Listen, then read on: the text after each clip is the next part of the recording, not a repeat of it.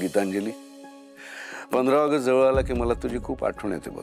नाही, माझ्यासाठी 15 ऑगस्ट हा केवळ स्वातंत्र्य दिवस नाही, तर त्या दिवसाशी तुझी एक खूप महत्वाची आठवण जोडलेली आहे. कारण 15 ऑगस्टला आपल्या दुकानात होणारा विशेष कार्यक्रम आणि त्या निमित्ताने खास पैठणीची विक्री ही पद्धत तू सुरू केलीस.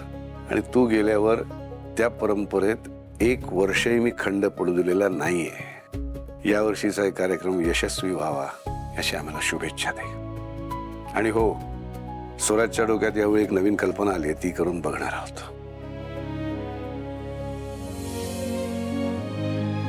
है काय? तू न बोलताच का निघालीस? नाही, तुम्हा दोघांचं बोलणं चालू होतं, म्हटलं आपण कशाला मध्ये या म्हणून आपली जात होते. काय नाही, 15 ऑगस्टच्या कार्यक्रमाबद्दल गीतांजलीशी बोलत होतो. आणि या वर्षीच्या कार्यक्रमात तू अत्यंत महत्वाची व्यक्ती असणार आहेस. मी का? कारण या वर्षीच्या कार्यक्रमाचं उद्घाटन तुझ्या हस्ते व्हावं अशी माझी आणि गीतांजलीची इच्छा आहे. नको दादा, म्हणजे तुला माहितीये ना, दुकानाच्या कुठल्याच बाबतीत मी कधी पुढे नाही आलेली. आताही नको. आणि उद्घाटन तू स्वराजच्या हातून करून घे ना. आता सगळ्या किल्ल्या त्याच्या हातात दिल्या, सगळा कारभार त्याच्या हाती सोपवलायस, मग तोच योग्य आहे. हे बघ सुलू, एरवी मी तुला किती काही बोलत असलो तरी मला छान माहिती आहे घरासाठी तू काय केलंयस.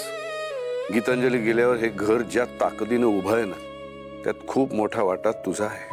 नाही, मी खरं तर खचलो होतो, पण तू पदर खोचून उभी राहिलीस, मला हिंमत दिलीस, मुलांना आईची माया दिलीस, घराला घर पण दिलंस तू. घरातली सगळी माणसं मिळून मिसळून वागतात, यामागे खरं कारण तू आहेस. या घराला अक्षरशः बांधून ठेवलंयस तू. आज हे घर ज्या दिमाखात उभं आहे ना, त्यामागे त्यागाचा, कष्टाचा खूप मोठा वाटा तुझा आहे सुरू. आणि म्हणून या वर्षीच्या कार्यक्रमाचं उद्घाटन तू करावंस, तो मान तुला मिळावा असं मला वाटतं. प्लीज नाही म्हणू नकोस.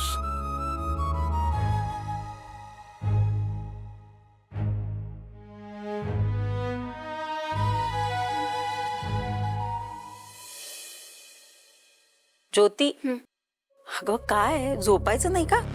आणि काय विचार करत बसलीस इथे? आई, कधी कधी माणसं चुकीची नसतात, पण परिस्थिती वाईट असते ना, असं होऊच शकतं ना. हो, खरंय. अगं पण काय झालं आत्ता असं अचानक? म्हणजे असा का विचार करतेस तू? नाही अगं, तसं नाही. म्हणजे मी अशा 2 माणसांना ओळखते जे स्वभावाने खूप चांगले आहेत, मनाने खूप चांगले आहेत, पण परिस्थितीमुळे त्यांच्यात दुरावा निर्माण झालाय. आणि तो दुरावा मिटण्यासाठी आपली मदत झाली तर समाधान वाटेल ना. म्हणजे आई, विचार कर ना, नात्यांमधला दुरावा मिटवण्यासाठी आपण कारणीभूत ठरतो. ही फिलिंगच किती भारी आहे ना. ज्योती, लहानपणापासून अगदी अशी आहे बघ तू.